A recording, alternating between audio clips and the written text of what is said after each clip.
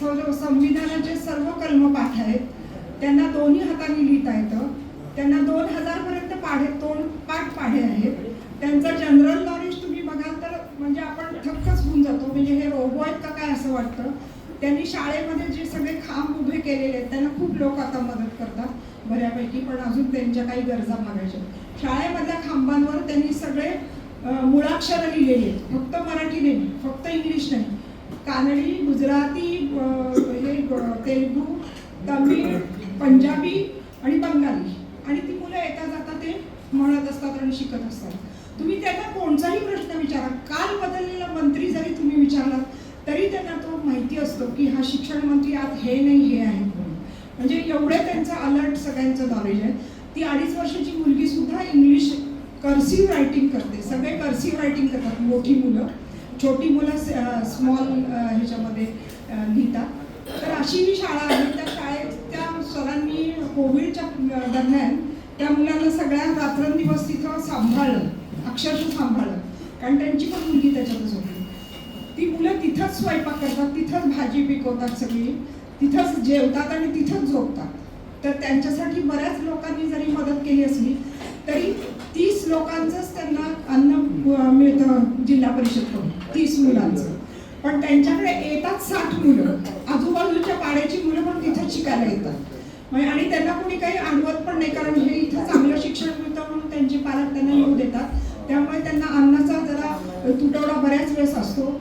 बऱ्याच वेळेस आम्ही जातो त्यांच्याकडे, त्यांच्या जे काही गरजा असतील त्या थोड्या म्हणजे भागवतो, नाही असं नाही, पण पूर्णपणे नाही भागू शकत. आता त्यांची गरज पाण्याची आहे. पाणी त्यांना लांबून लिफ्ट करायचं आहे. आणि उन्हाळा म्हणजे आता ह्या महिना संपला की त्यांचं पाण्याचं दुर्भिक्ष सुरू होतं. आणि ही सगळी मुलं तिथं राहत असल्यामुळे त्यांना खायला प्यायला, कपडे धुवायला, म्हणजे सगळ्या वापरायला पाणी लागतं. शिवाय त्यांनी जी भाजी लावली आहे तिथं त्यांनी ड्रिप इरिगेशन केलेलं आहे, पण तिथं सुद्धा पाणी लागतं. कारण आपल्याला माहिती आहे ह्या सगळ्या डोंगर म्हणजे सह्याद्रीच्या जरी रांगा असल्या तरी हा सगळा डोंगर भाग हा मुरमाड आहे, तिथे पाणी रिटेन्शन फार कमी आहे. त्यामुळे तिथे जी त्यांची गावकऱ्यांनी म्हणजे त्यांच्या ग्रामपंचायतीने एक विहीर बांधलेली आहे एका पाण्याच्या स्रोताखाली. तर त्या विहिरीपासून त्यांना ते पाणी लिफ्ट करून शाळेत द्यायचं. त्यासाठी आपण सर्वांनी मदत करावी अशी मी विनंती केली होती. तर आपल्या ट्रस्टीजनी ती मान्य केलेली आहे. तर आपण सगळ्यांनी विचार करा आणि एकदा शाळेला जरूर भेट द्या, म्हणजे असं मी आग्रहाने सांगेन. सगळं त्या मुलांचा ट्रिप अरेंज करा ना, सर्वजण आणि तिथल्या तिथं सगळ्यांकडनं डोनेशन घेऊन टाकू. बरोबर नाही, आता आपण देतोय आहे तर आहेच, पण आणखी तुम्ही म्हणजे त्यांना सांगायलाच लागणार नाही कोणाला, म्हणूनच म्हणलं की सगळ्या नेलं तर बरोबर. तिथं त्या आता ते हे जे सर आहेत गावित सर आहेत ना, तर त्यांना आता ट्रेनिंगसाठी सगळीकडे सरकार बोलवते. सरकारने त्यांची नोंद घेतलेली आहे. फक्त एवढंच आहे की त्यांना मी नील वसंत फाउंडेशन कडून 1 लाखाचा जेव्हा अवॉर्ड द्यायचं ठरवलं होतं तेव्हा ते अजिबात घ्यायला तयार नव्हते की नको मला माझी इथून उचलपांगडी करतील. मग आम्ही जिल्हा परिषदमध्ये गेलो, शिक्षण अधिकाऱ्याला भेटलो, CEO भेटलो आणि सांगितलं की असं असं आम्हाला ह्या सरांना रेकग्नाइज करायचं आहे, तर तुम्ही प्लीज परवानगी द्या. तर त्यांनी सांगितलं की काही हरकत नाही. आणि सगळ्यांनी मिळून ठरवलं की त्या सरांना तिथंच ठेवायचं. 2018 पासून ते तिथंच आहेत, अजून आहेत. त्यामुळे ते कन्सिस्टंटली काम करतात सतत. आणि आता त्यांना छानपैकी शाळा बांधून दिली आहे कोणतरी, बरेच NGOज मदत करतात त्यांना. तिकडे सगळं ती मुलं बघितली की सगळेजण त्यांच्या प्रेमातच पडतात. स्वच्छ अगदी असतं सगळं, त्यांचं जेवण खाण पण स्वच्छ असतं. आम्ही खाऊन आलो त्यांचं जेवण. नाही एवढी अशी ती शाळा आहे हवेलीची. आपण सर्वांनी भेट द्यावी आणि सगळ्यांनी मिळून काहीतरी त्यांना फुलाची पाकळी मदत करावी. जाहीर करून टाका, सभेची संमती घ्या आणि जाहीर करून टाका 50,000ची. तर मी विनंती करते म्हणजे जनरल बॉडीला, कारण विश्वस्तांच्या मीटिंगमध्ये असं ठरलेलं आहे की त्या शाळेला आपण मदत करायची आहे. तर एक चेक आपण 50,000चा त्यांना देतो.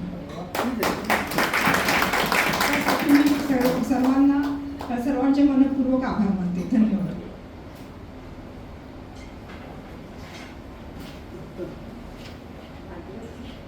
हॅलो हॅलो असं करा तुम्ही इकडे येऊन जाऊ द्या यांना हॅलो तुमचा आवाज आहे. हॅलो तुमचा आवाज मोठा आहे, बोला. नमस्कार, मी आबासाहेब बोळकर. जिवलग ग्रुपच्या सर्व सदस्यांचे मी या मीटिंगला सर्वांचे मनपूर्वक स्वागत करतो. त्याचप्रमाणे आजच्या वक्त्या श्री विनोदिनी काळगी यांचेही मी मनपूर्वक स्वागत करतो आणि त्यांना मी स्टेजवर येण्याची विनंती करतो.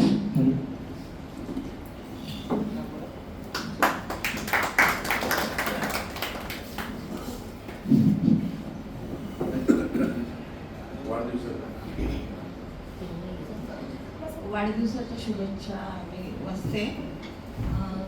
नंदिनी ताई, तुमचं झालं का लग्नाचा वाढदिवस मागच्या वेळी? लग्नाचा वाढदिवस जानेवारी 25 जानेवारी नंदिनी घाटगे आणि बापूसाहेब फेब्रुवारी मध्ये साजरा केलाय. त्यांनी पुढे यावं.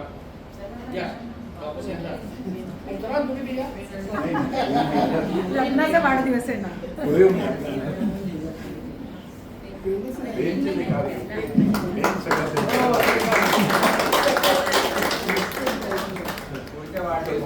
फक्त तुम्ही नाव वाचा आपण त्यांना नंतर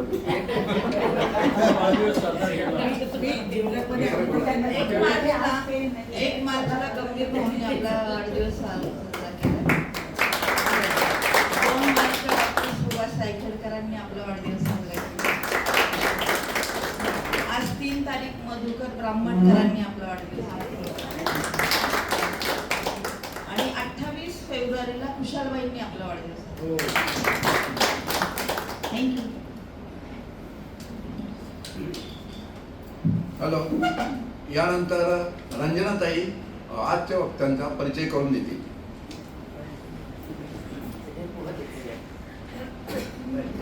इथंच करणार आहे डॉक्टर. इथेच करणार हो हो इथूनच बोलणार आहे. हो हो नक्की. गुलाबी ताई. हो एक खुर्ची घ्या ना. नाही नाही ओळख आणि ते बरोबर रंजना ते तुम्ही मुलाखत घेणार आहात ना, मग बसून घ्या ना ते.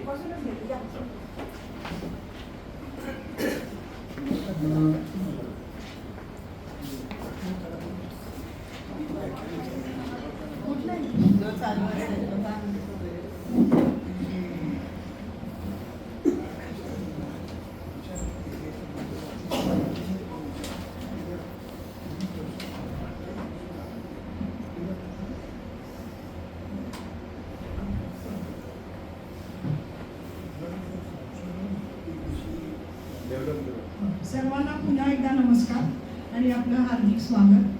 म्हणजे सर्वांना आज होळी पौर्णिमेच्या पण खूप खूप शुभेच्छा देत असतानाच पण तिकडे युद्ध चालू आहे म्हणून थोडं मन खट्टू होतं. तर परदेशी किंवा आखाती प्रदेशामध्ये आपले कोणी जवळचे नातेवाईक किंवा मुलं नातवंड असतील तर त्यांच्यासाठी त्यांच्या सुरक्षेसाठी आम्ही नक्कीच प्रार्थना करतो आणि तुम्ही काही काळजी करू नका, येतील ते सगळे सुखरूप करत. तर सर्वसाधारणपणे आपलं असं आजच्या ज्या वक्त्या आहेत त्या एक शाळा चालवतात. ती अशी वेगळी शाळा आहे. शाळा म्हणजे ती वेगळी शाळा आहे. तर त्या शाळेबद्दल बोलण्यासाठी आज आपण त्यांना आमंत्रित केलेलं आहे. साधारणपणे सर्वसामान्य माणसांची किंवा मुलांची अशी प्लॅन असतो म्हणजे फॉर्मॅट असतो की उच्च शिक्षण घ्यायचं, चांगली नोकरी बघायची, लग्न करायचं, मुलं झाली की मग ते वगैरे वगैरे वगैरे. पण काही माणसं अपघाताने किंवा ठरवून अशा वेगळ्या वाटेने चालायला सुरुवात करतात आणि ते इतिहास घडवतात. त्यापैकीच आजच्या ह्या आपल्या वक्त्या आहेत. तर त्यांनी जवळजवळ गेले 30 वर्ष या शाळेसाठी आपलं योगदान दिलेलं आहे. त्या MSc फर्स्ट क्लास आहेत, B.Ed फर्स्ट क्लास आहेत. त्यांनी HPT कॉलेजमध्ये बरेच 8 वर्ष काम केलेलं आहे. शिक्षण म्हणजे मराठी शिकवलेलं आहे आणि गणित आणि नंतर त्या FY BSc साठी 8 वर्ष गणित शिकवत होत्या. आजकाल आपण बघतो की शाळांच्या इमारती खूप मोठ्या झाल्या. आता मी नुकत्याच सांगितले की ती जी शाळा आहे तिची इमारत अगदी छोटी आहे, म्हणजे अशी जमिनीला मुलं वाकून जातात वगैरे. तर पण शाळेचा म्हणजे विद्यार्थ्यांच्या म्हणजे योग्यतेचा स्तर कमी झाला आहे त्यांच्या संबंध ह्याचा असं आपल्याला वाटतंय. ती मुलं खूप 100% 200% मार्क्स मिळवतात, पण त्यांना कॉमन सेन्सच कमी असतो, त्यांना व्यवहार ज्ञान खूप कमी असतं असं आपल्याला लक्षात येतं. बऱ्याच विद्यार्थ्यांना आपल्या आईवडिलांबद्दल आस्था नसते, भावंडांबद्दल आस्था नसते, देशाबद्दल आस्था नसते, शाळेबद्दल आस्था नसते. पण या सगळ्यांचं उत्तर काळगी मॅडमनी ह्या त्यांच्या शाळेतून त्यांचा प्रयत्न केलेला आहे. तो नाहीच आहे. बरं हा घ्या.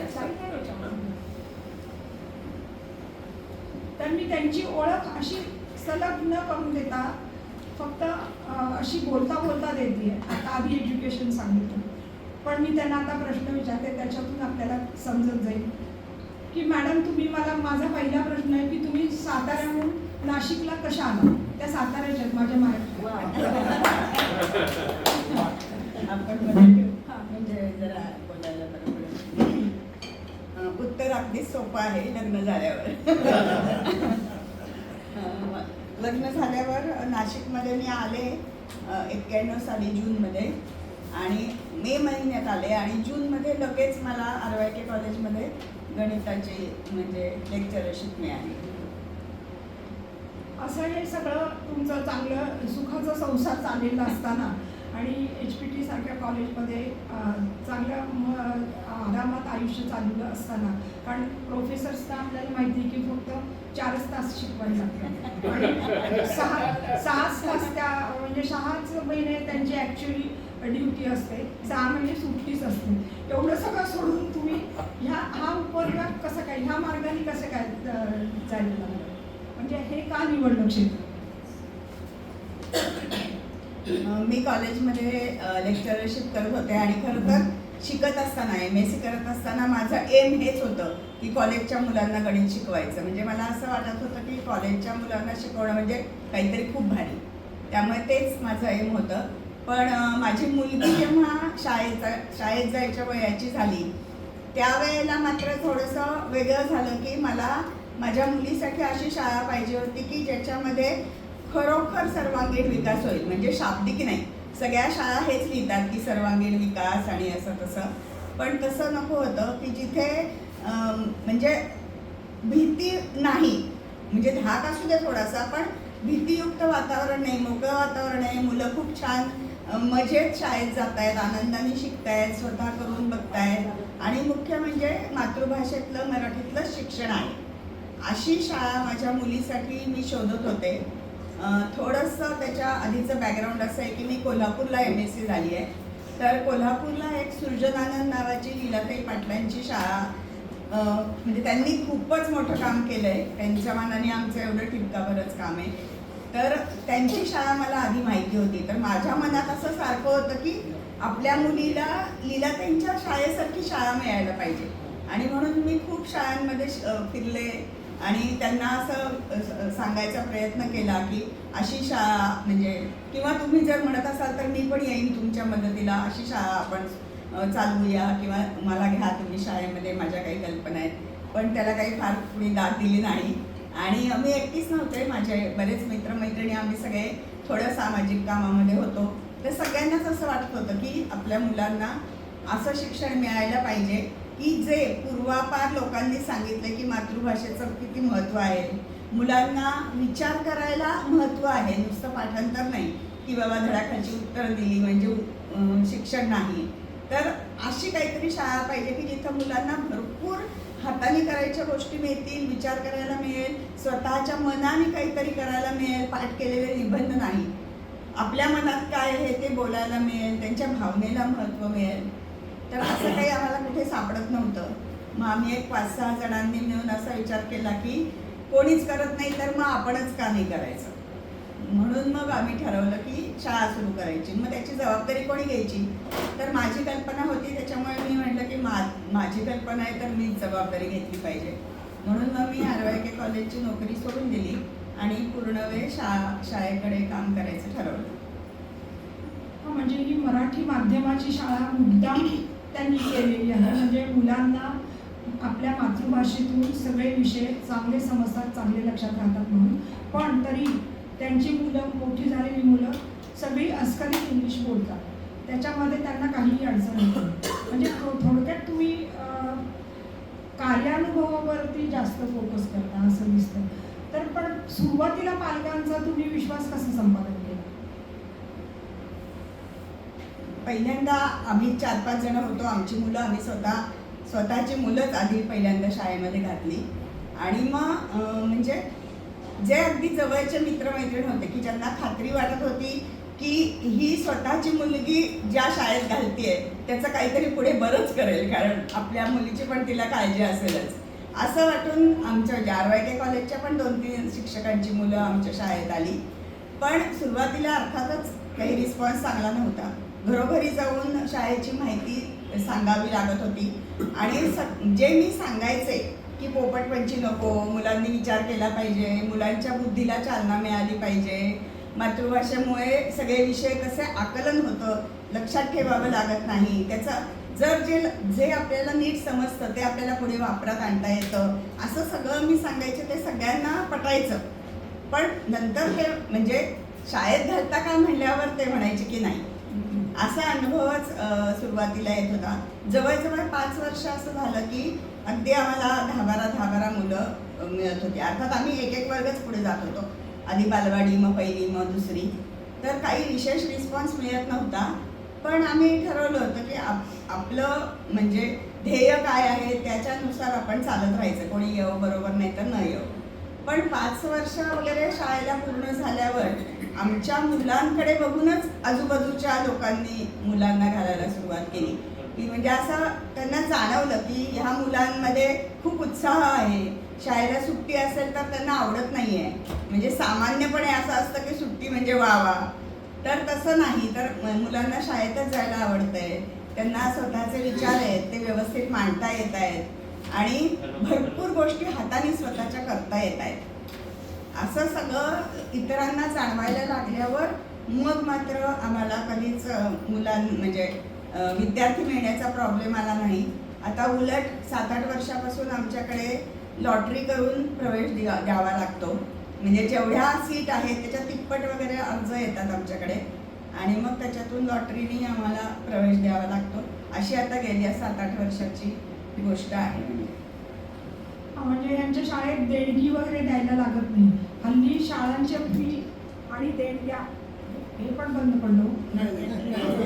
इतकं जास्त झालेलं आहे की तरुण मंडळी त्यांना मुलंच नको म्हणतायत, कारण की ही एवढी जबाबदारी त्यांना पुढचं दिसतंय.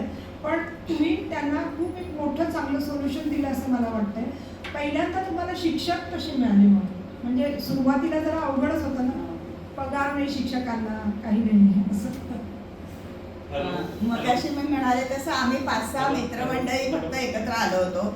आमच्या मागे कुठलीही संस्था, आर्थिक एखादी म्हणजे देणगीदार किंवा कुठल्या तरी पॉलिटिकल, म्हणजे आम्हाला नकोच होतं पॉलिटिकल, पण कोणी आमच्या मागे असं काहीच नव्हतं. त्यामुळे जे काही आमचं होतं ते आमच्या स्वतःच्या जीवावरच आम्ही चालवत होतो. आणि आम्ही हेही ठरवलं होतं, म्हणजे 4 गोष्टी मी शाळेच्या महत्त्वाच्या म्हणू शकते, म्हणजे 4 पिलर्स ऑफ द स्कूल असं जर आपण म्हटलं तर पहिला मगाशी मी म्हटल्याप्रमाणे मातृभाषेतून शिक्षण हा पहिला आमचा महत्त्वाचा भाग होता. दुसरा भाग असा होता की कुठलाही विषय शिकवायला भरपूर साहित्य, क्षेत्रभेटी, चर्चा, एक्सपर्ट लोकांना बोलवणे हा दुसरा भाग होता. तिसरा भाग होता तो म्हणजे जीवन आणि समाजाशी जोडलेलं शिक्षण. म्हणजे आपली शाळा म्हणजे फक्त शाळेमध्ये मुलं येतील असं नाही, खूप ठिकाणी मुलांना घेऊन जायचं, वेगवेगळ्या प्रकारच्या लोकांची त्यांची इंटरॅक्शन करायची. म्हणजे अगदी वीटभट्टी कामगारांपासून ते एखाद्या इंडस्ट्रियलिस्टपर्यंत सगळ्यांशी मुलं बोलून असं सर्व प्रकारचं समाजाशी जोडलेलं शिक्षण असेल. एवढंच नाही तर आमची मुलं म्हणजे 6वीची मुलं वर्षातून एकदा एक दिवसभर अंधशाळेत जातात, 7वीची मुलं कर्णबधीर शाळेत जातात, 8वीची मुलं बहुविकलांग शाळेत जातात. म्हणजे आपल्या वयाची मुलं जर काही कमतरता असेल तरी शिकू शकतात. अशा सर्व गोष्टी मुलांना माहिती असल्या पाहिजेत. आणि चौथी गोष्ट आमची अशी होती की सर्व जाती धर्म आर्थिक गट हे सगळे एकत्र एका शाळेमध्येच असले पाहिजेत. म्हणजे आजच्या घडीला असं झालंय की श्रीमंतांच्या शाळा वेगळ्या, गरिबांच्या शाळा वेगळ्या, अमुक एका जातीच्या किंवा धर्माच्या शाळा वेगळ्या. तर त्याच्यामुळे आम्हाला असं वाटतं की शिक्षणाने पुढे जाऊन म्हणजे आत्तापुरतं शिक्षणाचं महत्त्व फक्त 10वी पुरतं वगैरे असं नाही आहे. तर शिक्षणातून जो पुढे जाऊन माणूस होईल तो समाजाचा एक घटक असेल आणि तो समाज म्हणजे समाजामध्ये वावरताना एक चांगला माणूस घडला पाहिजे. तर त्याच्यासाठी सगळेजण एकत्र शिकले पाहिजे. जसे आपण लहान असताना आपोआपच होत होतं की सगळेच एकत्र शिकत होते. आता काय होतं की सगळे एकमेकांच्या फक्त इमेजेसबद्दल बोलत असतात. म्हणजे त्यांना प्रत्यक्ष माहीतच नसतं कोण कसं आहे. पण कुठून तरी बाहेरून असं ह्यांना असं म्हणायचं, ते असे असतात, ह्यांचं तसं असतं, ह्या सगळ्या गोष्टी फक्त ते ऐकतात. त्यांनी कोणाशीही इंटरॅक्शन केलेली नसते. आणि त्याच्यामुळे समाजामध्ये जे म्हणजे वाईट चित्र समाजाचं बनत चाललं आहे ते त्याच्यामुळे आहे. एकत्र येऊन सगळ्यांशी मैत्री करणं, एकमेकांचे सुखदुःख समजून घेणं हे होणं खूप गरजेचं आहे. आता आमची एकदम छोटीशी शाळा आहे, तेवढ्यानी काही अगदी समाज बदलणार नाही आहे. पण आमची जी काही छोटी पणती म्हणा काही म्हणा की आमची अशी इच्छा आहे की सगळे एकत्र शिकले पाहिजेत आणि सगळ्यांनी एकत्रच राहिलं पाहिजे.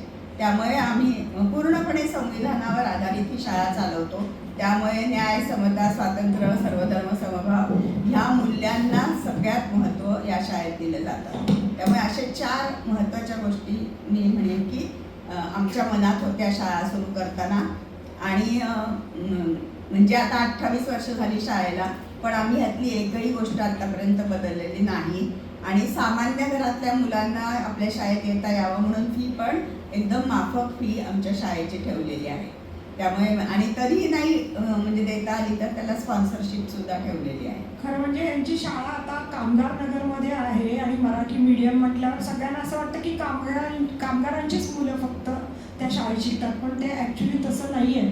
मॅडमनी या शाळेच्या प्रयोगासाठी वरून अनुभवांबाबत शाळा एक मजा व सहज शिक्षणाची प्रयोगशाळा हे पुस्तक लिहिलेलं आहे आणि त्या पुस्तकाला संपादन केलेलं आहे आणि प्रकाशन केलेलं आहे आणि त्याला सरकारचा मला वाटतं मराठी साहित्य परिषदेचा पुरस्कार सुद्धा मिळालेला आहे.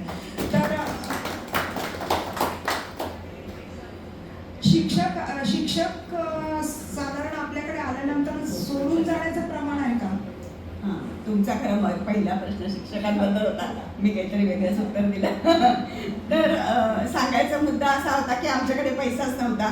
त्याच्यामुळे आम्ही कुठून पगार देणार, म्हणजे नव्हता म्हणजे अजूनही नाहीच आहे. आणि पगार कुठून देणार. त्याच्यामुळे आम्हाला अशाच व्यक्ती हव्या होत्या की ज्या आमच्याप्रमाणे विचार करतात की चांगलं शिक्षण मुलांना मिळालं पाहिजे आणि मी जर शिकलेली आहे तर माझ्या शिक्षणाचा काहीतरी समाजाला उपयोग झाला पाहिजे. ह्या भावनेतून जेवढे कोणी आमच्याकडे येतील तेच आमच्याकडे शिक्षक म्हणून राहू शकतात. कारण आम्ही पगार देऊ शकत नाही. आम्ही त्याला ॲक्च्युली पेट्रोल अलाउन्स असंच म्हणतो. इतक्या कमी पैशांवर आमच्याकडे शिक्षक काम करतात. तर आता काय म्हणायचं की नशीब म्हणा, पण नशीब जरा खूपच याचा शब्द आहे. पण शाळेवरची निष्ठा म्हणा किंवा आम्ही जे पहिल्या ज्यांनी शाळा सुरू केली त्यांच्यावरचा विश्वास म्हणा, त्यांनी आम्हाला त्यांनी आम्हाला म्हणजे असे शिक्षक मिळत गेले आणि आता 40 जणी शाळेमध्ये काम करतात. आणि अर्थात सगळ्यात म्हणजे बायका आहेत. त्याचा कारण हेच आहे की ज्यांच्यावर घर अवलंबून नाही, ज्यांच्यावर म्हणजे ज्यांचे नवरे व्यवस्थित पगार मिळवत आहेत आणि त्यांच्या पैशावर घर चालत नाही, अशाच बायका आमच्याकडे काम करू शकतात. त्याला नाईलाज आहे म्हणजे. पण अशा आम्हाला मिळाल्या आहेत. आणि आत्ता ताईंनी विचारलं त्याप्रमाणे आमच्या कोणीही ताई म्हणजे ताई म्हणतो आम्ही शाळेमध्ये, सगळी मुलं आम्हाला ताई म्हणतात. तर कोणीही ताई शाळा सोडून जात नाहीत कारण त्या तिथे स्वयंप्रेरणेने आलेल्या आहेत. त्यामुळे आमच्या सगळ्या शिक्षिका 20, 22, 25 वर्षापासून आमच्या शाळेत आहेत. नवऱ्याची बदली झाली तरी जात नाही. म्हणजे खात्यापित्याच्या सगळ्या आहेत. ते तर आहेच. म्हणजे हे सगळे सोशली कॉन्शियस असलेल्या व्यक्ती आहेत. पण विद्यार्थ्यांना एकदा शाळेत प्रवेश घेतल्यानंतर असे काही पालक तुमच्याकडे आलेत का की नाही बाबा आम्हाला शाळेत नको आहे आमच्या मुलाला काढायचं आहे तिकडे दुसऱ्या शाळेमध्ये मिळते ॲडमिशन म्हणून, असं काही झालंय का कधी? असं अगदी रेअर. हां, म्हणजे अगदी सुरुवातीच्या काळामध्ये मुलांना सेमी इंग्लिशचा खूप, मुलांना नाही, पालकांना सेमी इंग्लिशचा खूप वेळ होतं आणि अगदी सुरुवातीच्या काळात पालक आमच्या मागे लागले होते की सेमी इंग्लिश तरी करा, मराठी माध्यम असलं तरी सुद्धा. पण आम्ही ठाम होतो की आम्ही इंग्लिश ही भाषा म्हणून उत्तम शिकवू, पण आम्ही कुठलाही विषय इंग्लिशमधून शिकवणार नाही. ह्याबाबत आम्ही एकदम ठाम भूमिका घेतली होती. त्यावेळेला काही पालक म्हणाले की मग आम्ही दुसऱ्या शाळेत जातो, तर आम्ही म्हणलं ठीक आहे, आमचं काही म्हणणं नाही की तुम्हाला हे पटत नसतं तर, पण आम्ही आमची भूमिका बदलणार नाही. असं सुरुवातीच्या काळात काही पालकांनी 5वीला वगैरे शाळा बदलली, पण आता मात्र बदली झाल्याशिवाय किंवा अगदीच काही वेगळी अडचण आल्याशिवाय कोणीही शाळा बदलत नाही, कारण ते पण खूप विचारपूर्वकच ह्या शाळेत आलेले असतात. म्हणजे थोडक्यात आता जी साधारण आपले पारंपरिक शाळा ज्या आहेत सगळ्या, त्याच्यातून नागरिकशास्त्र गायब झालेलं आहे, त्यामुळे मुलांना ना ह्याचे नियम माहिती आहेत, RT म्हणजे ड्रायव्हिंगचे नियम माहिती आहेत, ना शिस्त, जे सामाजिक किंवा सार्वजनिक ठिकाणी कसं स्वच्छता ठेवली पाहिजे, त्या संबंध प्रॉपर्टीची कसं रक्षण केलं पाहिजे, हे शिकवलं म्हणजे फार थोड्या प्रमाणात शिकवलं जातं. पण तुम्ही पहिल्यापासून ते नागरिक खरं घडवण्याचं खूप चांगलं काम करताय. तर आत्ता पहिली जी बॅच तुमची होती ती आता जी 12वी होऊन गेली आहे, तर त्या मुलांचं स्टेटस काय? आमच्या पहिल्या बॅचची मुलं आता बहुतेक सगळे आपापल्या क्षेत्रामध्ये शिकून नोकरीला वगैरे पण लागलेली आहेत. आणि आम्हाला असं प्रत्येक वेळी वाटतं आणि आम्ही पालकांशी सुद्धा सारखं हे बोलतो की ट्रेंड आहे म्हणून सगळ्या मुलांनी इंजिनिअरिंग तर इंजिनिअरिंग, आता एकदम IT तर IT, एकदम MBA तर MBA, असं जाऊ नका. तुमच्या मुलामध्ये, प्रत्येक मुलामध्ये कुठला ना कुठला तरी स्ट्रॉंग विषय असतो. म्हणजे आता तुम्ही सगळे सिनियर आहात, मी काय तुम्हाला सांगणार, पण मल्टिपल इंटेलिजन्स आपण जे म्हणतो की वेगवेगळ्या प्रकारचा इंटेलिजन्स असतो. फक्त विज्ञान येणं म्हणजे हुशार किंवा फक्त अमुक एक गोष्ट येणं म्हणजे हुशार नाही. त्या प्रत्येक मुलामध्ये काही ना काहीतरी वेगळेपण आहे, तर तुम्ही ते शोधा. म्हणजे आमच्या शाळेमध्ये हाच प्रयत्न असतो की मुलाला सापडलं पाहिजे की मला काय आवडतंय, मला काय येतंय, मला काय करावंसं वाटतंय पुढे जाऊन, हे मुलाला सापडलं पाहिजे. म्हणून भरपूर अनुभव आम्ही देतो, कलांचा देतो, खेळाचा देतो, वेगवेगळ्या विषयांचा देतो, कार्यानुभवचा देतो. म्हणजे प्रत्येकाला असं काहीतरी सापडतं की अरे हां, हे मला खूप आवडतंय करायला. आणि मग जे आवडतंय तेच जर पुढे जाऊन शिकलं आणि त्याच्यातच जर आपण नोकरी वगैरे केली तर मग म्हणजे आनंदाने करू. पैसा मिळवणं हा एक वेगळा मुद्दा आहे, तो प्रत्येकाला मिनिमम लागतोच. पण फक्त पैसा मिळवण्यासाठी नोकरी केली आणि ती आवडत नसेल तर आता आपण अनेक ठिकाणी असं बघतो की मुलं फ्रस्ट्रेटेड झालेली आहेत की खूप पैसा आहे पण मला ह्यातलं काहीच आवडत नाही आहे. तर असं व्हायला नको. तर मुलांना असं वाटायला पाहिजे की माझ्या आवडीचं क्षेत्र मला मिळालं. तर ह्या दृष्टीने मला खूप हे महत्त्वाचं वाटतं की आमच्या शाळेतली मुलं, आणि पालकांना हे खूप सांगावं लागतं, मुलं स्वतःहून करतात पण पालकांना समजवावं लागतं की तुमच्या मुलाची आवड ह्याची आहे तर ह्याच्यातच त्याला जाऊ दे. तर आमच्या शाळेतली मुलं जी बाहेर पडलेली आहेत ती सगळी खूप वेगवेगळ्या क्षेत्रात आहेत. म्हणजे ऑब्व्हियसली इंजिनिअरिंग मेडिकलमध्ये पण आहेतच, नाही असं नाही, आपण काही त्याला कमी लेखत नाही आहे. पण हॉटेल मॅनेजमेंट आहे, जर्नलिझम आहे, फॉरेन्सिक सायकॉलॉजी आहे, नाट्य क्षेत्र आहे, अशा खूप विविध क्षेत्रामध्ये मुलं आहेत आणि त्याच्यामध्ये ती खूप एक्सलंट करतायत कारण ते त्यांच्या आवडीने त्या क्षेत्रामध्ये गेलेली आहे. किंवा आता इथे सुद्धा काही मुलं आमची आर्किटेक्चर कॉलेजला आहेत, तर तिथले शिक्षक सुद्धा म्हणतात की जेव्हा आम्ही म्हणतो की काहीतरी वेगळा विचार करा तेव्हा आमच्या लगेच लक्षात येतं की हा बहुतेक आनंद निकेतनचा विद्यार्थी असणार. किंवा दुसरं उलट सुद्धा की मला असं वाटतंय हे ठामपणे मांडणे. म्हणजे आता एक आमची विद्यार्थिनी NDAचं आता इथे मुलींचं कॉलेज सुरू झालंय की NDAला पुढे जायचं असेल तर त्याच्यात सिलेक्ट झाली आहे. तर तिथे त्यांना कॉम्बिनेशन असं होतं की अमुक अमुक अमुक सब्जेक्ट घेता येतील. तर ती म्हणाली की मला चित्रकलेमध्ये खूप आवड आहे, मला चित्रकला नाही का घेता येणार. तर त्या कॉलेजने सांगितलं की नाही, ह्या आमच्या कॉलेजमध्ये चित्रकलेची तुम्हाला काही फॅसिलिटी नाही आहे. ती म्हणे का नाही आहे, तुम्हाला काय करावं लागेल ह्याच्यासाठी, तुला खूप भांडावं लागेल, तुला खूप पत्रव्यवहार करावा लागेल, आमच्या मुख्य कॉलेजला सांगावं लागेल. मग मी करेन, मग माझी तयारी आहे. तिने 10 पत्र त्या ह्याला लिहिली की मला चित्रकला घ्यायचं आहे. मग आणि शेवटी त्या कॉलेजने चित्रकला विषय सुरू केला आणि तिला आता तो चित्रकला विषय मिळाला. तर म्हणजे असं आहे की आपल्याला जे वाटतं ते आपण ठामपणे बोललं पाहिजे, मांडता आलं पाहिजे, आपले वेगळ्या प्रकारचे विचार करता आले पाहिजेत. तर असा अनुभव आम्हाला आमच्या माजी विद्यार्थ्यांकडून खूप चांगला असा येतो आहे. म्हणजे त्यासाठी तुम्ही मनपाच्या शाळेतील मुलांना विज्ञान शिक्षण आणि अंगणवाडी सेवकांना प्रशिक्षण पण देता मला वाटतं. त्यामध्ये पण मॅडमचा भरपूर सहभाग असतो. आणि ह्या सगळ्या म्हणजे सिव्हिक्सच्या आपण हे विषय धरू नागरिकशास्त्राचे, त्याच्याबरोबर तुम्ही मुलांना लैंगिक शिक्षण पण देता का? हो. म्हणजे त्याच्यासाठी तुम्ही काय म्हणजे प्रयत्नपूर्वक त्यांना ह्या सगळ्या आता जे सोशल मीडियावरती चाललेलं आहे आणि ज्याच्यामुळे मुलं जी आत्महत्या करतात, काही पण खेळ खेळतात आणि त्यांना फ्रस्ट्रेशन येतं, काय डिप्रेशन येतं, तर त्याच्यापासून वाचण्यासाठी आपण म्हणजे एवढ्याशा मुलांना डिप्रेशन कसं येतं मला तेच कळत नाही. तर त्याच्यासाठी प्रयत्न आपण काय करता? दोन्ही गोष्टी आहेत की भावना आणि लैंगिक शिक्षण या 2 गोष्टींवर आम्ही खूप जास्त मुलांच्या काम करतो. म्हणजे आता सगळेच म्हणतात की बुद्धी, हात आणि भावना म्हणजे ह्या सगळ्याचं मन, बुद्धी आणि हात ह्या तिन्हीचा संगम झाला तरच माणसाचं म्हणजे खरी प्रगती होते. म्हणजे हाताने काम करता आलं पाहिजे, बुद्धीने पण विचार करता आला पाहिजे आणि त्या मुलाचं मनही जपलं पाहिजे. तर ह्या 3 गोष्टी खूप महत्त्वाच्या आहेत. बरेचदा काय होतं की अभ्यास अभ्यास अभ्यास म्हणजे हुशारी म्हणजे त्या प्रकारच्या हुशारीमध्ये मुलं पुढे जातात, पण त्यांना स्वतःच्या भावना ओळखता येत नाहीत.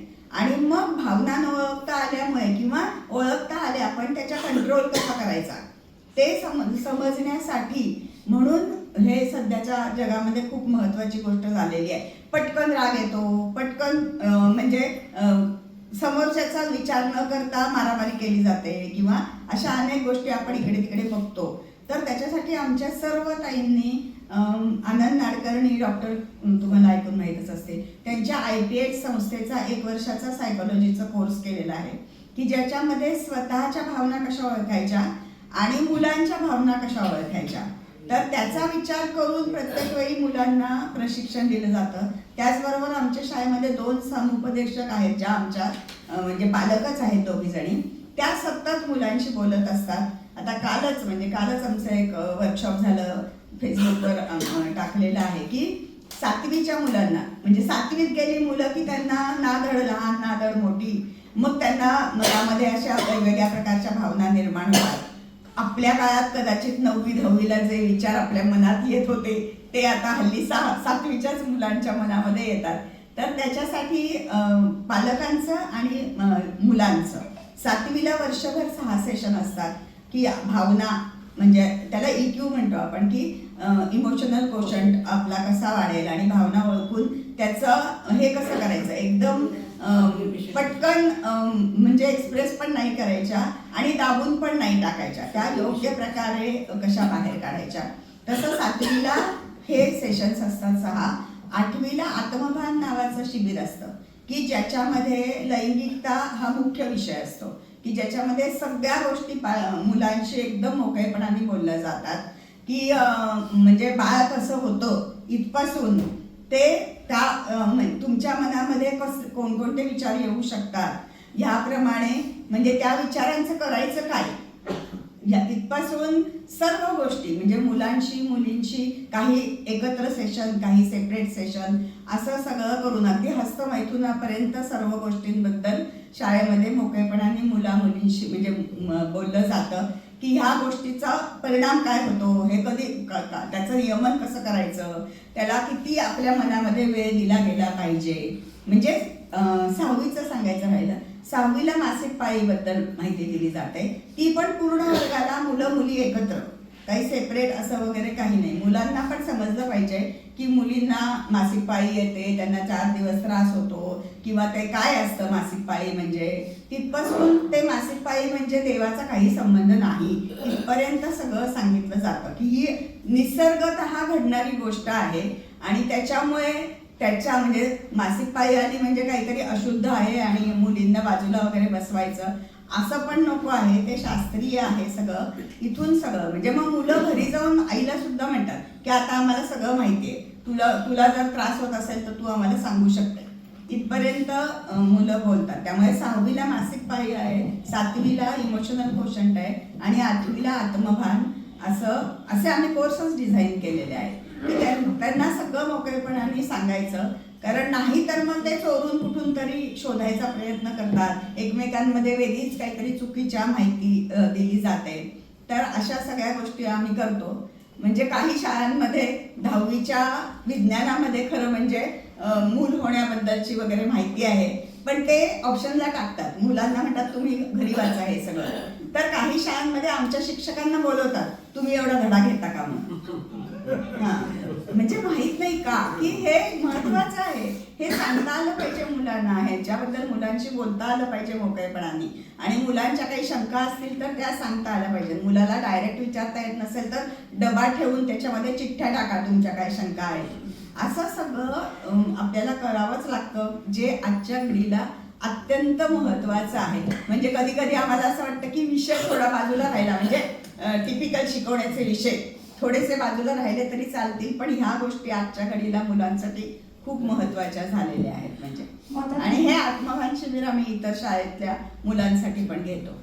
मग आता तुम्हाला पण इतर शाळांच्या शिक्षकांना कसं ते लोकसंख्या हे करायला जा, म्हणजे नंतर इलेक्शनच्या ड्युटी असते, इकडे जा तिकडे जा, म्हणजे इतर जास्त कामं असतात, तसे तुमच्या शिक्षकांना करायला लागतात का? भटके कुत्रे दारे कुत्रे भटके कुत्रे दारूची दुकानं आजूबाजूला आहेत का?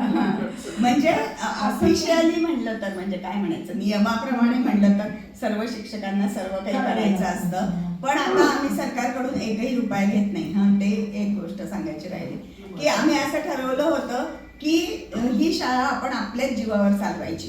म्हणजे जर समाजाला ही शाळा महत्वाची वाटली तर समाजातली लोक आपल्याला सपोर्ट करतील, देणगी देतील, शाळा चालू ठेवतील. समाजाला वाटलं की अशा शाळेचा काही उपयोग नाही, आपण शाळा बंद करायची, पण सरकारकडून पैसा घेऊन ही शाळा चालवायची नाही, असं आम्ही पहिल्यापासून ठरवलं होतं. ते म्हणजे अजूनही आणि ठाम आहोत आम्ही त्याच्यावर.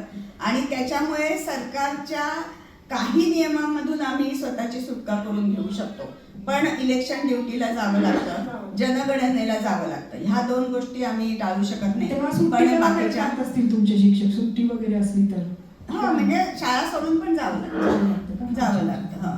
तर ह्या 2 गोष्टी शिक्षकांना कंपल्सरी आहेत. बाकीच्या गोष्टी आम्ही थोड्या चालढकल केली तर ते फार आम्हाला म्हणत नाहीत काही, कारण आपण काही त्यांच्याकडून पैसा घेत नसल्यामुळे. नागरिकत्वाचं शिक्षण देत असल्यामुळे हे समाजाचं पण काम करण्याची जबाबदारी शिक्षक पेलतात. हो. त्याचा तो आदर्श. आता म्हणजे मला असं म्हणायचं आहे की तुमचे जे विद्यार्थी मोठे होतील तर मला खात्री आहे की ते त्यांची मुलं पण तुमच्या शाळेमध्ये घालतील नक्कीच.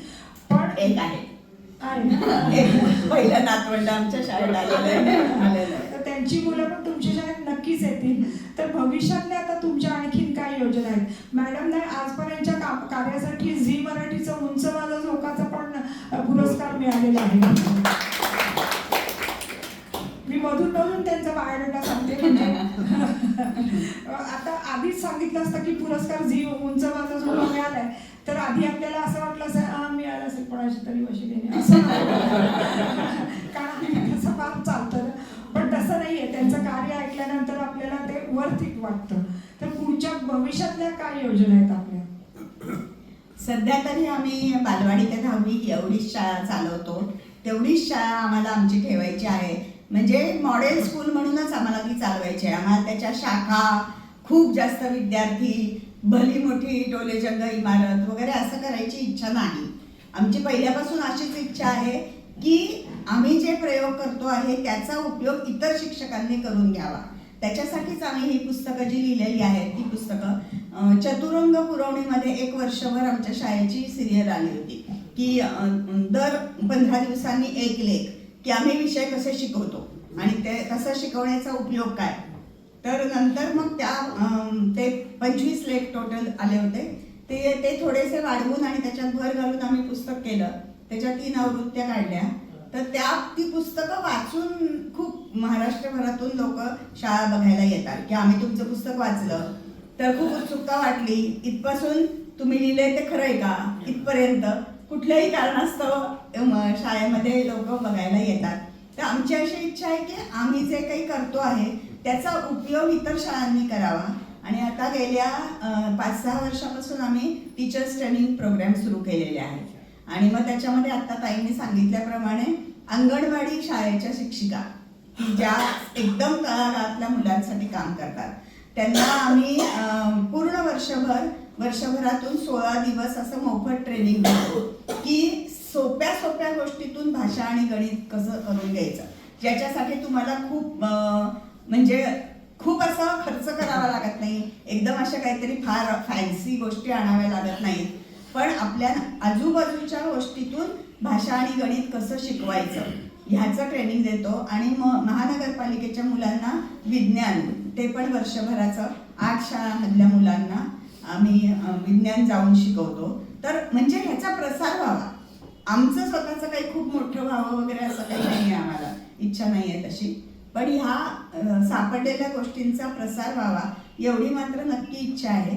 आणि त्याचा थोडा थोडा परिणाम म्हणजे आता चालू आहे की येतात लोक आणि ट्रेनिंग घेतात, त्याच्यासारखं शिकवून बघतात, त्याचे रिझल्ट आम्हाला सांगतात, असं करतो. म्हणजे तुम्ही महाराष्ट्रभर मला वाटतं यावरती व्याख्यानं देता, कारण बऱ्याच ठिकाणी त्यांना आमंत्रण देण्यात येतं की आमच्या शिक्षकांना ट्रेनिंग द्या किंवा आमच्या मुलांचं काउन्सिलिंग करा वगैरे, किंवा पालकांना सांगा की मराठी माध्यमाचं महत्त्व काय आहे. तर त्यामध्ये तुमचा कसा अनुभव आहे, म्हणजे कसा रिस्पॉन्स आहे तुमचा? म्हणजे पूर्ण लेक्चर ऐकल्यावर सगळ्यांना खूप छानच वाटतं डेफिनेटली. फक्त ते पुढे किती वापरलं जातं, किंवा आता समजा 25-30 शिक्षकांना जर आपण सगळं सांगितलं त्यातले 2-3 जरी त्याचा वापर केला तरी आमचा असं वाटतं की ठीक आहे, एवढं तरी एवढं, असं फार अपेक्षा न ठेवता पण तरी आपण करत राहायचं. कारण सांगितलं सगळ्यांना खूपच आवडतं की अरे वा किती भारी आहे. किंवा शिक्षकांना सांगताना की इतिहास कसा शिकवायचा, म्हणजे आम्ही मुलांना म्हणतो की इतिहास म्हणजे काय, इतिहास का म्हणजे कसा कळणार मुलांना, तर मग आम्ही म्हणतो की तुमच्या लहानपणीचे पुरावे आणा. मग काहीतरी झोपली टोपली असतील, छोटे छोटे त्यांचे खेळणी असतील, हे तुमचे पुरावे आहेत की तुम्ही तेव्हा लहान होतात ह्याचे. असं कोणीतरी कधीतरी लहान असतं, पूर्वी असतं, त्याचे पुरावे असतात, त्याच्यातून जी माहिती आपल्याला मिळते त्याच्यातून इतिहास निर्माण होतो वगैरे. अशा प्रकारे आम्ही वेगवेगळे विषय, म्हणजे आता शिक्षक नाही येत नाही तर मी हवं तेवढं बोलू शकते की प्रत्येक विषय शिकवण्याचं म्हणजे कारण कसं सांगायचं. किंवा आता येशू ख्रिस्ताच्या जन्मानंतर म्हणजे इसवी पूर्व आणि इसवी सनानंतर ही संकल्पना मुलांना पटकन कळत नाही, म्हणून आम्ही म्हणतो की एक रेषा काढ, जिथे तुझा जन्म झालाय त्याच्या आधी काय काय झालं आणि नंतर काय काय झालं. मग तुझ्या म्हणजे जन्माच्या आधी मग आईबाबांचं लग्न असेल, त्याच्या आधी आईबाबांचं शिक्षण असेल, त्याच्या आधी आजी आजोबांचं लग्न असेल, मग त्यांना कळतं की इकडून म्हणजे शून्याच्या आधीचा 1 हा मोठा असतो इकडच्या गोष्टीपेक्षा, आणि शून्यापासून नंतर माझ्या जन्मानंतर मग मी 3 वर्षाचा झालो, मी शाळेत आलो, मग मला काय लहान भावंड झालं वगैरे. अशा गोष्टीपासून आपण ह्या शिकवतो. म्हणजे मग विषय त्यांना कळण्यासाठी अशा भरपूर युक्त्या वेगवेगळ्या विषयांसाठी आमच्याकडे असतात. त्याचं ट्रेनिंग आम्ही शिक्षकांना देतो आणि त्यांना ते आवडतं खूप. त्यातला काही भाग ते म्हणजे वापरतात. तुमच्या शाळेत आता नर्सरी KG मध्ये असलेल्या मुलाच्या आईशी मी आज सकाळी बोलले. त्यांना मी विचारलं की तुम्ही दोघांनी काय म्हणून निर्णय घेतला की ह्या शाळेत म्हणजे फी कमी आहे म्हणून, का डोनेशन नाही म्हणून, की तुमच्या ओळखीच्या बाई होत्या म्हणून? नाही, ते म्हणाले आम्हाला आमच्या मुलाला मराठी शाळेतच माध्यमाच्या शाळेतच घालायचं होतं आणि त्याला त्याच्यामध्येच बाकीची सगळी डेव्हलपमेंट करायची होती. नहुष जोशी म्हणून जो आहे ना, त्याची आई आमच्याकडे काम करते. तर मी तिच्याशी बोलून आले आज सकाळी पूर्ण. आपल्याकडे ते जोशी आले, ते नवीन आहे जोशी, त्यांचा मुलगा यांच्या शाळेत आहे. तर तुम्ही तरुण पालकांसाठी काय सांगाल? आता इथे सगळे आमचे सिनियर सिटीजन्स आहेत, म्हणजे यांच्या सुना, यांच्या मुली, यांच्या नाती असतील, तर तरुण पालकांसाठी तुम्ही काय सांगाल? महत्वाची गोष्ट हीच आहे की लोकांना असं वाटतं की इंग्रजी माध्यमामध्ये गेलं की खूप काहीतरी चांगलं शिक्षण होतं, पण शिक्षण म्हणजे काय हाच मेन मुद्दा माहीत नाही. म्हणजे मार्क मिळवणं, तात्पुरतं परीक्षेमध्ये पाठ करून लिहिणं म्हणजे शिक्षण का? मुलाच्या प्रगल्भता तयार होणे, स्वतःचे स्वतः निर्णय घेता येणे, स्वतः कशामध्ये पुढे जायचं हे ठरवता येणे, व्यवहार ज्ञान असणे, समाजातल्या लोकांची म्हणजे माहिती असणे, त्यांच्याबरोबर कसं वागायचं, ह्याला शिक्षण म्हणायचं. ह्या 2 गोष्टीबद्दल एक महत्त्वाचं आम्हाला वाटतं की दोन्हीचा बॅलन्स पाहिजे. म्हणजे अगदी अभ्यास करायचाच नाही असं पण नाही, पण फक्त पाठांतर करून मार्क मिळवायचे आणि इकडच्या सगळ्या गोष्टी करायच्या असं नाही. त्यामुळे त्याचे सामाजिक डेव्हलपमेंट आणि अकॅडमिक डेव्हलपमेंट ही दोन्ही बॅलन्स्ड असली पाहिजे, त्याला महत्त्व दिलं पाहिजे. तर ह्या दृष्टीने काय तुम्हाला शिक्षणाचं महत्त्व वाटतं? म्हणजे शाळेमध्ये पण जातोय, संध्याकाळी क्लासला पण जातोय, रट्टा मारून मार्क पण मिळवतोय, ह्याला तुम्ही शिक्षण म्हणणार का? स्वतःच्या विचारांना महत्त्व देतोय ह्याला तुम्ही शिक्षण म्हणणार? स्वतःचा विचार, आता पुढच्या पिढीला तर वेगळा विचार करण्याला इतकं महत्त्व येणार आहे, कारण टिपिकल विचार करणाऱ्या गोष्टी आता AI करू शकणार आहे आणि नवीन काहीतरी वेगळा विचार करण्याला खूप महत्त्व येणार आहे. तर त्याच्यामुळे हे महत्त्व पालकांना पटायला पाहिजे की स्वतःचा विचार, स्वतःची कल्पनाशक्ती ह्याला खूप महत्त्व दिलं गेलं पाहिजे. इव्हन हाताने करण्याच्या गोष्टी, म्हणजे ज्या गोष्टी स्किलफुल आहेत, म्हणजे कलात्मक आहेत, त्या गोष्टी AI म्हणजे टिपिकल असतील त्या AI करेल की खटखटखट सेम सगळं करायचं आहे. पण कलेमध्ये वेगळेपणा आणायचा असेल तर तो आपल्याला स्वतःला जाणायला पाहिजे. तर ह्या गोष्टीचं महत्त्व पालकांना कळलं पाहिजे. आणि इंग्रजी ही एक भाषा आहे, जी भाषा आपण कुठल्याही माध्यमात गेलं तरी उत्तमरित्या करू शकतो. आमची 7वीची मुलं केम्ब्रिजच्या यंग लर्नर परीक्षेला बसतात आणि टॉप रिझल्ट आमच्या मुलांचा असतो. त्यामुळे भाषा म्हणून आम्हाला काहीच इंग्रजीबद्दल राग पण नाही आहे किंवा आली पाहिजे ह्याच्याबद्दल पण आमचं काही म्हणणं नाही आहे. पण त्याच्यासाठी माध्यम इंग्रजी असण्याची काही आवश्यकता नाही. माध्यम इंग्रजी असल्याचा परिणाम काय होतो की विषय समजण्यामध्ये प्रॉब्लेम होतो, मुलांना प्रश्न पडत नाहीत, प्रश्न विचारता येत नाहीत, वाचन खूप वाढत नाही. कारण वाचन त्या वेळेला योग्य ते व्हायला पाहिजे. म्हणजे 3-4 वर्षाच्या मुलांना नवीन मराठी वाचता आल्यावरच्या ज्या गोष्टी वाचायच्या असतात त्या इंग्रजी माध्यमाच्या मुलांना खूप मोठेपणी, मग त्यांना तो आशय आवडत नाही, ते लहान मुलांसारखं वाटतं. त्यामुळे वाचनाची आवड आणि खूप म्हणजे कमी होते. विशेषतः मी गणिताची शिक्षिका असल्यामुळे मला असं वाटतं की गणिताबाबत समज वाढणं खूप गरजेचं आहे. तर त्याच्यामुळे मराठी माध्यमाच्या मुलांचं गणिताची समज ही म्हणजे त्यातल्या त्यात त्यांना कळण्याच्या दृष्टीने नक्कीच चांगली असते. तर ह्या सगळ्या गोष्टींचा विचार करून पालकांनी शाळा निवडाव्यात. चकचकीत इमारत दिसली म्हणून किंवा माझे मित्रमैत्रिणी स्टेटस ह्या शाळेत गेलं पाहिजे ह्याच्यामुळे मुलांची शाळा निवडू नये. कारण ती 13 वर्ष त्या शाळेत जाणार असतात.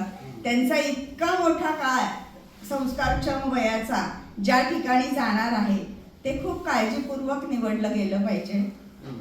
म्हणूनच मॅडमचा किशोर लुल्लान्यास सांगलीच्या शैक्षणिक संस्थेने गौरव केलेला आहे. नंतर नाशिकच्या प्राध्यापक ग.वी. अकोलकर ही मानसिक क्षमता शोधन संस्था यांना उपक्रमशील गणित शिक्षिका म्हणून पण पुरस्कार दिला आहे. आणि लोकमत सखी मंच विशेष शैक्षणिक कार्य म्हणून पण त्यांचा सत्कार झालेला आहे. तर आता आपण पहिल्यांदा आपण म्हणालो की म्हणजे मी तुम्हाला विचारलं की सुरुवातीला कसे विद्यार्थी आले किंवा शिक्षक कसे मिळाले, तर त्या संदर्भात मला एक छोटीशी गोष्ट, आणि ते सोडून जात नाहीत, ही पण मला एक छोटीशी गोष्ट सांगायची आहे की एका विमानामध्ये सगळे प्रवासी भरलेले होते. आणखी एक छोटी मुलगी 10 वर्षाची पुस्तक वाचत बसली होती आणि अचानक अनाउन्समेंट झाली की विमान खूप आता टर्ब्युलन्स चालू आहे हवेमध्ये आणि सगळ्यांनी आपापले सीट बेल्ट्स बांधा आणि काहीही होऊ शकतं, कधी पण म्हणजे इमर्जन्सी लँडिंग होऊ शकतं. सगळे नुसते धावपळ करत असतात, ओ माय गॉड वगैरे वगैरे चाललेलं असतं. त्या आवरता एअर होस्टेसला दाखवणं येतं. पण एक छोटी मुलगी मात्र निवांत पुस्तक तिचं तिचं वाचत बसलेली असते. शेवटी मग ते विमान व्यवस्थित लँड होतं सुरक्षित ठिकाणी आणि मग सगळी माणसं उतरत असताना एक जण त्या मुलीला विचारतो की अरे तू घाबरली कशी काय, आम्ही सगळे इतके आलो, मी कशी घाबरणार म्हणे, या विमानाला काहीच होऊ शकत नव्हतं कारण माझे वडीलच पायलट आहेत. तसं तुमची मुलगीच त्या शाळेत शिकते, त्या गावी सरांची पण मुलगी त्या शाळेत शिकते बरं का, तसंच हे झालेलं आहे. तर मला असं वाटतं कोणाला काही प्रश्न विचारायचे असले तर विचारू. किती मुलं आहे तुमच्या मुला मुली शाळेत? आता 550 मुलं आहेत. हां. नाही, ही आमची शाळा नाही. या शाळेची ती वेगळी शाळा आहे. ती त्र्यंबक जवळ ती आदिवासी मुलांची शाळा आहे. आणि ती त्यांचं एकदम खूपच वेगळं काम आहे. म्हणजे डेफिनेटली त्यांचं खूप जास्त आम्हाला माहिती आहे सगळं काम, आम्ही बघून आलोय शाळा. ते खूपच वेगळं काम आहे. आमचं शहरी मुलांना म्हणजे दोन वेगळ्याच गोष्टी आहेत की तिथल्या मुलांना शिकवणं हे वेगळं स्किल आहे आणि शहरी मुलांना शिक्षणाकडे आणणं म्हणजे इतक्या प्रलोभनांमधून शिकलं पाहिजे इथं आणणं ही वेगळीच गोष्ट आहे. ती वेगळी शाळा आहे. हां. तुम्ही काहीतरी विचार प्रश्न तुमच्या या वेगळ्या शिक्षण पद्धतीमुळं मुलांच्या संशोधनाला काही चालना मिळेल असं वाटतं का? हो, मिळावी अशी अपेक्षा आहे आपल्याला. हो, नक्कीच. आता पहिली 12वीची बॅच तुमची कधी पहिली पास आउट झाली? नाही, आमची 10वीची पहिली बॅच आहे. 10वीची पहिली बॅच होऊन आता 12 वर्ष झाली. आमच्या 12 बॅचेस झालेल्या आहेत आतापर्यंत आणि आहेत म्हणजे वेगवेगळ्या म्हणजे अमेरिकेच्या पण 2-3 अगदी टॉप युनिव्हर्सिटीजमध्ये आमची मुलं आहेत. तिथपासून ते बाकी पण वेगवेगळ्या क्षेत्रामध्ये आमची मुलं आहेत. आता इंग्लिशचीच गोष्ट सांगायची तर आता माझी मुलगी असं काम करते की मुंबई बघायला फॉरेनर्स जी लोक येतात त्यांना मुंबई दाखवण्याचं काम करते. म्हणजे सांगण्याचा उद्देश काय आहे की इतकं तिचं इंग्लिश चांगलं आहे की त्यांच्याशी पूर्णपणे इंग्लिश मधून तर बोलावं लागतंच. तो सगळा कंटेंट लक्षात ठेवावा लागतो, त्यांच्या प्रश्नांना उत्तरं द्यावी लागतात, पण कुठेही तिचं अडलेलं नाही. त्यामुळे उगीच लोकांना असं वाटतं की मराठी माध्यमात आलं की इंग्रजी चांगलं होणार नाही, असा काहीच भाग नाहीये. तुमच्या विद्यालयातला एक विद्यार्थी जोशी म्हणून तो संस्कृत विद्यालयाला बेंगलोरला गेलेला. प्रशांत जोशींचा मुलगा. आणि ते आम्हाला संस्कृत शिकवत होते. त्यामुळे मला त्याची ओळख आहे. आणि कधीही मुलं नाशिकमध्ये आली की शाळेत भेटायला येतातच कारण त्यांच्या एवढं शाळेशी अटॅचमेंट आहे ना ती खूपच जास्त. माझा अनुभव म्हणजे मी आले ते तुमच्या शाळेत शिकवायला. आणि म्हणजे आता बॉर्डर सिक्युरिटी फोर्स मध्ये एक मुलगा आता निवड झालाय, कालच शाळेत येऊन आम्हाला सांगून गेला. एक मुलगा मिलिटरीमध्ये म्हणजे एअरफोर्स मध्ये निवड झालेला आहे. म्हणजे खूप वेगवेगळ्या क्षेत्रामध्ये मुलं आहेत आपली. तुम्ही काहीतरी तुमचं कौतुक करण्याची आवश्यकता अशी आहे, मी तुमच्या शाळेमध्ये शिकवायला येते म्हणून सांगून आले आणि मी प्रत्यक्ष एक पाठ पण घेऊन दाखवला होता. 9वीचा भूगोलाचा पाठ घेतला होता कारण मी बीएड कॉलेजला भूगोल शिकवले होते आणि मी 21 वर्ष सर्व्हिस केले पण मला खूप कॉन्फिडन्स होता. पण तुमच्या सगळ्यांचं शिकवणं बघितलं आणि तुमचं डेडिकेशन बघितलं मग तोपर्यंत मी प्रिन्सिपलशिपचा जॉब घेतला आणि तुमच्याकडे येत मी सगळं मी परवाट केली. पण तुमचं शिकवण्याची जिद्द आणि चिकाटी आहे ती कौतुकास्पद आहे. म्हणजे कोणालाही शिकवतोय ती शिकवण फार महत्त्वाचं आहे. तुमचं कौतुक करावं तेवढंच कमी, कारण आज मी वाचलं विधानसभेमध्ये उत्तर दिलं की गेल्या वर्षभरात 255 मराठी शाळा बंद होत आहेत. ते पालकांमुळेच म्हणजे पालकांच्या मनामध्ये असा एक गंड निर्माण झालाय की मराठी शाळेमध्ये शिकून चांगलं होत नाही, इंग्रजीतच जायला पाहिजे. तर त्याच्यासाठी पण आम्ही काम करतो मराठी माध्यमाच्या शाळेत. म्हणजे मला नाशिकमध्ये एवढे वर्ष राहून देखील थँक्स टू रंजनाताई अशा कामगार नगरमध्ये आहे ना म्हणून माहिती देते. तुम्ही प्रत्यक्ष शाळा बघायला या. म्हणजे मी सांगतेय ते वेगळं पण प्रत्यक्ष बघणं वेगळं. एकदा येऊन मराठी संमेलन झालं त्या संमेलनात मला आता तेच सांगायचं होतं. सत्कार होत्या किमान एक समाजासमोर एक आदर्श आहे. कोट्यावधी रुपये खर्च झाले आहेत त्या संमेलनात. 9 कोटी माहितीये मला. 9 कोटी रुपये मराठी साहित्य संमेलनाला खर्च झाले. त्याच्यामध्ये नाही ते विश्व साहित्य, त्याच्याऐवजी मराठी माध्यमाच्या शाळा 9 शाळांना 1-1 कोटी वापरून काही चांगलं केलं करता आलं असतं. पण जाऊ दे, आता मी पॉलिटिकल काही बोलत नाही. ऍक्च्युली आता मी विचार करते की आपल्या महापौर माझ्या मैत्रिणी आहेत तर त्यांच्याकडे जायचं आणि त्यांना सांगायचं की मी पैसे न घेता तुमच्या सगळ्या शाळा एक करून आम्ही चांगलं करू.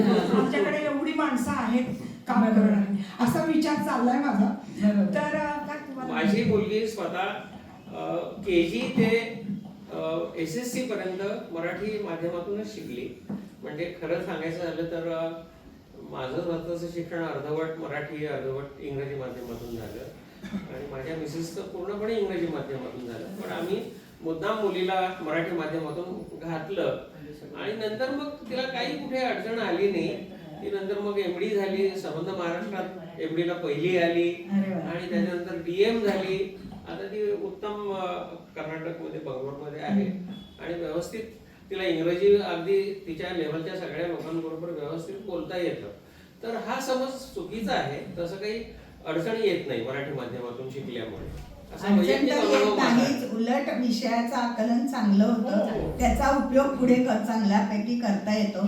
पण हे पालकांना समजावून सांगणं समजावणं महत्त्वाचं आहे. पालकांना ही तुमची संकल्पना महाराष्ट्रात पसरायला काय अजूनही करताय असं तुम्हाला वाटतं? म्हणजे आमच्यासारखे लोक काही प्रयत्न करू शकतात तर, कारण ही अतिशय आदर्श कल्पना आहे आणि ही जर व्यवस्थित पालकांच्या मनात पोहोचली तर मला खात्री आहे की 100% त्यांच्या मनातला भाषेचा निर्गंडही जाईल आणि ते पालक उत्सुकता दाखवतील. तर तुमच्या काय कल्पना आहेत, काय केलं म्हणजे कल्पना जास्ती वेगानं पसरेल? पहिली गोष्ट म्हणजे ही आमची संकल्पना नाही. मी मगाशी म्हणलं तसं लीलाताई पाटीलांनी पहिल्यांदा, म्हणजे पूर्वी तर खूप जणांनी रवींद्रनाथ टागोरांपासून गांधीजींपर्यंत सगळ्यांनी हेच म्हटलेलं आहे. पण ते जुनं झालं. आता आपल्याला वाटेल की ते जाऊ दे, पण ह्या सध्याच्या काळामध्ये लीलाताई पाटलांनी पुन्हा हे सगळं सुरू केलं. म्हणजे आम्ही त्याला असं म्हणतो की नव्या जमान्याची नवी तालीमच आहे की ज्याच्यामध्ये आपल्याला हाताने करण्याच्या कामाला पण महत्त्व आहे आणि बुद्धी आणि मन ह्या सगळ्याला महत्त्व आहे. तर ही लीलाताईंची कल्पना होती आणि लीलाताईंच्याकडे प्रेरणा घेऊन महाराष्ट्रामध्ये अशा 5-6 शाळा आहेत ज्या आम्ही सिस्टर स्कूल म्हणून आम्ही एकमेकांशी बांधलेलो आहोत. तर ह्या सगळ्या शाळा हे काम करतायत की बाबा तुम्ही बघा येऊन ही शाळा आणि मग त्याचा वापर करा. तर पुण्यामध्ये मात्र थोडा त्याला चांगला रिस्पॉन्स आहे. आता पुण्यामध्ये 3-4 अशा शाळा सुरू झाल्या आहेत मराठी माध्यमाच्या आणि त्याला भरपूर गर्दी आहे आणि असं आम्ही म्हटलं तसं ॲडमिशन देण्याला वगैरे प्रश्न आहे. नाशिकमध्ये अजून तरी आमची एकच शाळा आहे. मग त्याच्यासाठीच आम्ही पुस्तक लिहिले आणि त्या पुस्तकाचा प्रसार व्हावा किंवा आता आपण एकमेकांना भेटतो बोलतो तेव्हा सुद्धा म्हणावं की असं होऊ शकतं, ही चांगली कल्पना आहे. तर म्हणजे असा प्रसार होण्यासाठी मला एक प्रश्न आणखी विचारायचा आहे की सेमी इंग्लिशला तुमचा विरोध काय आहे? म्हणजे 8वी नंतर जे सायन्स सब्जेक्ट्स आहेत ते जर इंग्रजी माध्यमातून शिकवले तोपर्यंत मुलांची मानसिक वाढ वगैरे झालेली असते 7वी पर्यंत मातृभाषेतून शिकल्यामुळे. पण पुढे ज्या टेक्निकल टर्म्स आहेत म्हणजे मॅथमॅटिक्स म्हणा, बायोलॉजी म्हणा, फिजिक्स केमिस्ट्री म्हणा, त्या सगळ्या टर्म्स पुढे त्यांना इंग्रजीतूनच शिकायचे SSC नंतर. तर त्यांना हा बुद्धीला निष्कारण दुहेरी ताण पडतो. त्या टर्म्स अगोदर मराठीतून शिकायच्या, नंतर मग कॉलेजला गेल्यानंतर ज्युनियर कॉलेज सिनियर कॉलेजमध्ये त्याच टर्म इंग्रजीमधून शिकायच्या. तर किमान सायन्स सब्जेक्टसाठी त्यांना सेमी इंग्लिश ठेवायला काय हरकत आहे? 2 गोष्टी ह्याच्याबद्दल मी तुम्हाला सांगू शकते. एक म्हणजे सर्व मुलांना का ते शिकवायचं? आपली किती टक्के मुलं विज्ञानाकडे जाणार आहेत, उरलेल्या मुलांना का त्याला ताण द्यायचा? आणि दुसरी गोष्ट म्हणजे जी स्वतःहून विज्ञानाला जाणार आहेत पुढे त्यांना त्या टर्म्स म्हणजे एकदा समजला विषय तर फक्त टर्म्स कळणं ह्याला पडणारा ताण आणि 8वी मध्ये कारण नसताना म्हणजे मनात असो किंवा नसो तेव्हाच त्यांना द्यायचा ताण ह्याच्यामध्ये फरक आहे. आणि त्यामुळे विज्ञानाला जी आमची मुलं पुढे जातात त्यांना 2-3 महिने निश्चित त्रास होतो.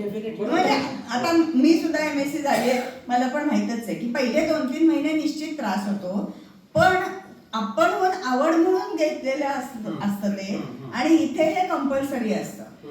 तर त्याच्यामुळे बाकीच्यांना का, इतर ज्यांना नाही जायचंय विज्ञानाला त्यांना कशासाठी हे करायचं. तुमच्या शाळेमध्ये हिंदी शिकवतात? हो. कधीपासून शिकवतात? 5वी 6वी 7वी हिंदी आणि 8वी 9वी 10वी संस्कृत आणि इंग्लिश पहिलीपासून. काही मुलं जी आहे हा. ते दिसतंय मुलगा अगदी हुशार आहे, खूप हुशार आहे, पण अभ्यासात नाही लागत मन, त्यांचं काय करायचं?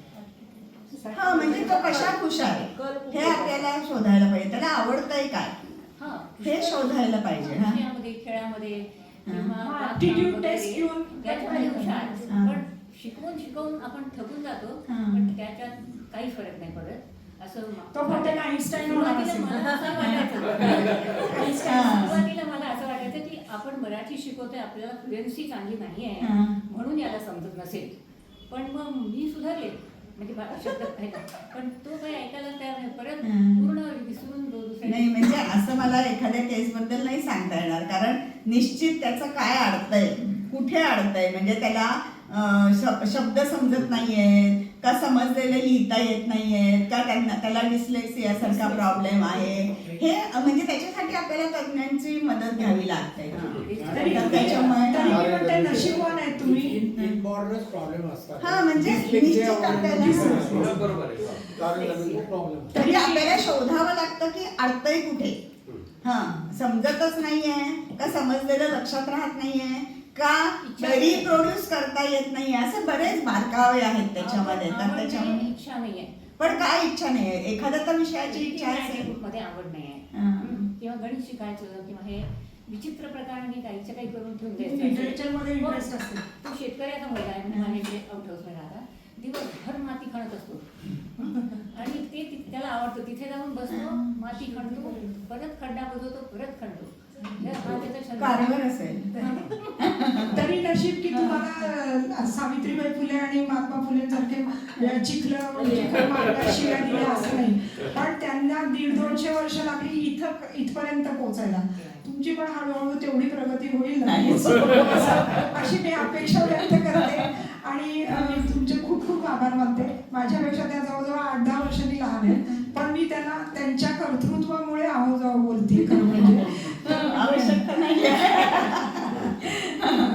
आम्ही मगाशी मी म्हटलं तसं आमची एक छोटी पणती आहे, तेवढीच आम्ही चालू ठेवलेली आहे. म्हणजे असं ह्याच्यापेक्षा काही खूप मोठं आम्ही काम करत नाही, पण हे काम पसरावं एवढी मात्र आमची इच्छा आहे. ज्ञानेश्वरांनी सांगितले ना, सुबुद्धी ही छोटी असे किंवा मोठी असो, पण ती प्रकाशाला अंधाराला नाहीसं करते ना, मग ती सुबुद्धीच असते, ती छोटी मोठी नसते. तर ती तुमची मोठी हो, पण ती अशी मी अपेक्षा व्यक्त करते.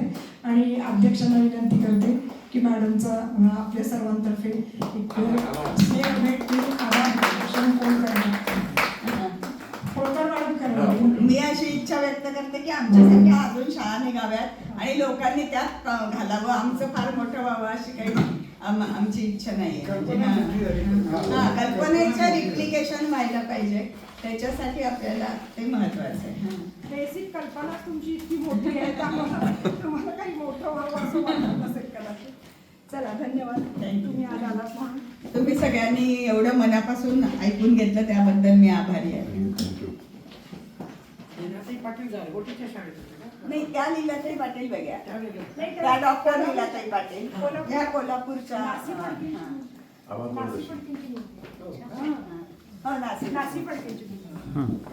मी आशा होळकर यांना विनंती करतो की त्यांनी आभार प्रदर्शन करा.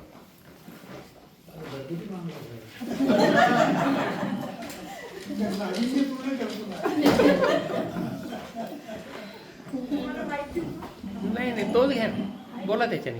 हॅलो, माननीय अध्यक्ष, सेक्रेटरी आणि जिवलगचे सर्व मित्र मैत्रिणी, आज जो आपल्याला मॅडमने विषय सांगितला तो अतिशय नाविन्यपूर्ण होता. आणि त्याचप्रमाणे त्यांची जी शाळा आहे, त्यांची जी संस्था आहे, ती म्हणजे एक आगळी वेगळी संस्था आहे.